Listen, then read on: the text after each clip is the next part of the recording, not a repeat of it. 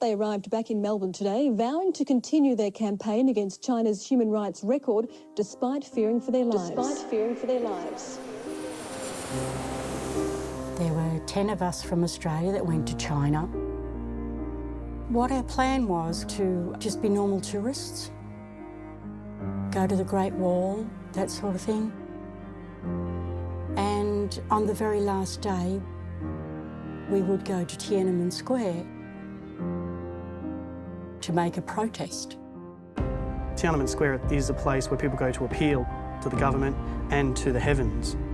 Tiananmen translation is Heaven's Gate. In the past, that's where everyone went if they had a problem, but they're not allowed to be heard in their country. The first my family or anyone knew about it was when they saw the headlines on television. Olympian arrested in China. Just being asked to take my clothes off when I know. They dragged me from my shoulder and my hip, and I was dragged across all the concrete. And I was running with my banner. And then the burly policeman grabs it off me and... Two of them tried to drag me or pick me up, and then I'm thinking heavy thoughts. And no one could pick me up. I didn't fight back. I couldn't see the point. I'd been arrested. I had to go and do what I could do and get the news out there without making a real general nuisance of myself. Nothing in our media was reporting about the persecution at all. We needed to be on TV, we needed to be in the newspapers for all of Australia to go, oh, look what's happening in China, how can they do that? What's this Falun Dafa? They needed to know. We weren't there to cause trouble, we were there to let them know that we were going to support them. We wanted to support them in their difficult times. We knew that it was quite possible we were going to die. It could have been an international incident, could have been chucked in a cell and never seen again. And you can't let a government turn around and do whatever they want. Human life is sacred.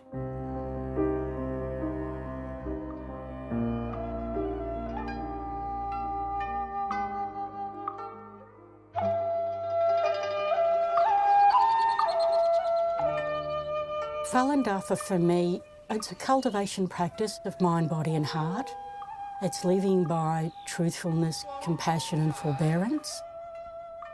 There are 4 standing exercises which open the energy channels, and then there's a sitting meditation.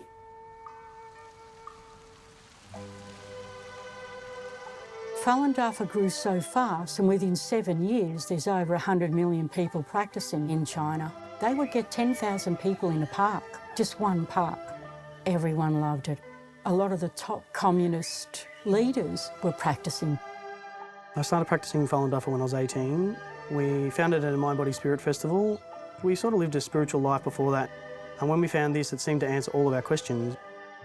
And when I started practicing in February 1999, everyone was just doing their exercise, going to the park, everything was beautiful. We'd do exercises, meet and have a coffee afterwards and come back the next week. This went along well until July 1999, when the persecution started. China at this time is run by the Communist Party, and the Communist Party needs to have control over all their people. They have to put up their fist and they have to swear their allegiance and their life to the Communist Party. One man only said, there's too many, let's get rid of them. It was actually the president alone. More people were learning this than people in his own party. So his jealousy was fueled this rage to go against Dafa. He just said, no one is allowed to practice Falun Dafa anymore. Communism is atheists. They don't believe in God or any belief whatsoever. So it's not just Falun Dafa they persecute, it's any religion over there at all. How could people do this to each other? And I thought, no, this can't be right. It made no sense to me. I'm like, why would anybody persecute, these peaceful people? 2001, Mum and I went to Hong Kong, talked to people while I was there, and then I found out, oh, my sister's been taken, she's been in an institution now, whether it's a mental hospital or slave labour or, forced labour camp. And this went on for a couple of years and it just got worse and worse. People were coming out of China and saying what was happening. 我的家属在这件事上，每个人的身心都遭受了巨大的痛苦。其实我们在那里的学员，每个家庭、每个学员都是在被迫害之中。都受了非人的待遇，包括不准互相说话，包括包夹，包括不允许正常的接见，包括高强度的劳力，包括50多岁的老人在每天坐在小板凳上，手在不停地干活，不管身体状况如何，这些都是非人的待遇。整个对法轮功制，这些做好人、修真善人是没有，这些善良的人却没有一点良知，很残酷的折磨、伤害。所以，我现在在这里，我希望我们获得自由，我希望将人民一手牵引的这场对法轮功的镇压，能够得到全世界善良人们的重视。People have to stand up and say, we're not putting up with this. We're not going to let a country do whatever they want to do. It's not right. We just wanted to go there and make the effort to stop them from doing it. In Melbourne particularly and Sydney, there was no media coverage at all. That was one of the reasons why we wanted to go to China, was to make sure people knew about it here. And they asked me if I would go, and I'd seen it. I'd actually seen it beforehand of me with an Olympic flag and running into Tiananmen Square. And that was probably a year before I left, right, to go. I'd seen this vision. They also asked me if I would meet a reporter over there. We were from Melbourne, Sydney and Tasmania. The 10 of us took different flights. We stayed in different hotels. We were followed everywhere. We went on this tour that was arranged by the hotel, and the lady was very nice, and she sort of said a few funny things along the way, like be careful. Then we went down to Tiananmen Square to check that out. Oh, this is interesting. They had people with rifles every 3 metres or so, and we thought we're going to run between these guys and do our protest. This is going to be interesting. And then we also could see that people were following us back to the hotel. We just sort of had a laugh at it, but when we're like, when it comes to the day when we leave our hotel, we're going to have a plan on how are we going to get here without anyone noticing. The morning of the protest, we packed our bag, a little backpack, with what we wanted to take with us. Like I wanted my passport. I actually bought 2 things on the wall, but I wanted a little teapot and a few things, so I put them in. Then I had to go to the hotel. Was the name of the person, but I didn't know what he looked like or who he was. And we had a code that he was going to say a certain thing and I would answer yes. And I noticed on the way in there were these 4 very unlikely hotel guests sitting outside that area, right? So I knew they weren't. I thought, okay, these are the 4 that are going to think they're going to spring and find out where I am. He met me. He said, what's the weather like in Australia? I said, oh, great. So a very simple thing. So up we went. He interviewed me. I told him what time we were doing it. He asked me about being an Olympic swimmer and what I'd done and blah, blah, blah, all that. Then he said, you realise you'll be followed? I said, yeah, I know that. He said, you'll be okay. I know you'll be okay. Anyway, then I went out. Sure enough, as I went past, they stood up and they started following me. So I raced around the corner, down the escalator that wasn't working, around the corner to the lift, up to the 8th floor, ran across, got in the lift and went down to the lobby and got out there and got straight into a taxi. So I avoided them totally. And we had to meet the others there at 10 o'clock. We were going to protest. So we got there, we're walking towards the gates. 4 of us were a little bit late. I could see 4 people with banners out. They opened like right on time, saying Falun Dafa Hao, Falun Dafa Hao, Falun Dafa is good, truthfulness, compassion, forbearance is good, this sort of thing. Jan and everyone's like, quick, go, go. So we're like running towards the gate. Jan ran in and she was lucky enough to be able to be there on time to be with them, to be able to show their banners to say that Falun Dafa is good, to make a protest. I can remember myself going, oh my God, they've started. And I was running, exactly what I'd seen. I ran in to the thing, Falun Dafa Hao, with my banner, you know, Falun Dafa Hao. And then burly policeman grabs it off me and Yeah, and I still kept saying Falun Dafa How, and They were just so shocked and like crazed the way they were acting with the military that they didn't even notice that we could possibly be a part of it. So we all got ushered back, and Jan just bolted and went, "That's it," kind of thing. And she ran towards them and jumps and says, "You stop what you're doing," because they were really trying to hurt him. When Jan talks and in that tone, everyone steps back. We watched them being taken away and dragged away and put onto a bus. And we went right into the centre of Tiananmen Square.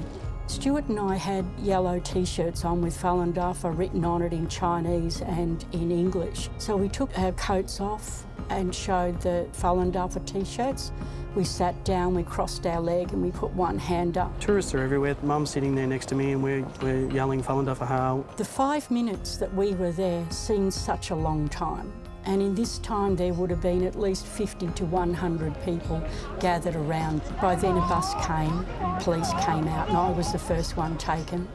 They dragged me from my shoulder, my clothes from my shoulder and my hip, and I was dragged across the Tiananmen Square, all the concrete and everything dragged. then he took me over to where the van was and he put us there. And I thought, we could have just walked off. I didn't want to. I felt I had a responsibility for everybody else to make sure the rest were all okay, because there were still 3 that hadn't turned up, and they were the ones that went over the other side. So I'm just sitting there trying to be clear and focused on what I'm doing, and pretty soon police officer or army, whatever, comes stood next to me, this young guy, and he was all frazzled. He's like, "Oh, what do I do? I've got to look like I'm doing my job and I know what I'm doing." I could feel that that's what he was sort of going on about. You know, Mum got dragged off. She was put on the bus and just pushed to the back. Marilyn had the banner taken off her and then she kind of wandered off. Marilyn is still walking around telling all these people. Her voice was so quiet and gentle. They didn't know if they should, you know, grab her or hurt her or drag her. They just sort of escorted her. She just kept talking to them along the way. She said I had to be like that because even if they didn't speak English, they knew what we were saying was from the heart and was from kindness. 3 of them tried to pick me up and they couldn't pick me up. I'm just thinking heavy thoughts. I'm like, "Nah, you're not picking me up." And then about 4 to 5 guys were grabbing me, dragging me. They couldn't pick him up. He was still in full lotus. So they had 2 policemen on both sides picked him up by his arms, and they carried him in full lotus all the way to the bus. And the whole time he was yelling at Falun Dafa How, Falun Dafa How, and people just stood and watched the whole time. They were absolutely amazed. We get loaded into this truck. We're all separated. I had 3 police officers in the room with me, and they questioned us, they screamed at us, right in our face, spitting, and it was, yeah. I had 5 police interviewing me for 5.5 hours, actually. "Why did you come here to our country? Why cause trouble?" I said, "No, I came to let the world know what was happening, what the Chinese government is doing to your people, because they want to practice meditation, exercises, truth, compassion and tolerance." People here, all they did was practice Falun Dafa. Our social economy was brought into unrest. I said, "Well, that's not right. This is just from my understanding. We're meant to work, we're meant to run a normal life, we're meant to be tested in society, we're meant to do that, we're meant to study. And we're supposed to be contributing to society, not causing unrest." She wrote all this down and she wanted me to sign it, and I said, "No." She said, "But I'll put it into English." She'd done a degree in English and she was a policeman. I said, "Look, you really need to get out and see the world. It's not really like this." They don't believe Westerners practice this. This is Chinese. Stuart and I went particularly because one of the things we wanted to do was to tell the Chinese people that it's practiced all over the world. The main thing we had to do was when we got back to Melbourne, we had media, we had all the TV stations there waiting for us. They needed to know. We needed to be on TV. We needed to be in the newspapers for all of Australia to go, "Oh, look what's happening in China. How can they do that? What's this Falun Dafa?" They needed to know. When we got off the plane, a lot of practitioners and all the TV stations and also newspapers were waiting for us. They took photos, they listened to our stories. Everyone got a turn to talk about what they had been through in China. One of the girls had her finger broken. The men were badly beaten, and they talked about that as well. We didn't know whether China would keep us over there, whether we would be imprisoned. So it was very serious, and what we were doing we knew was very serious.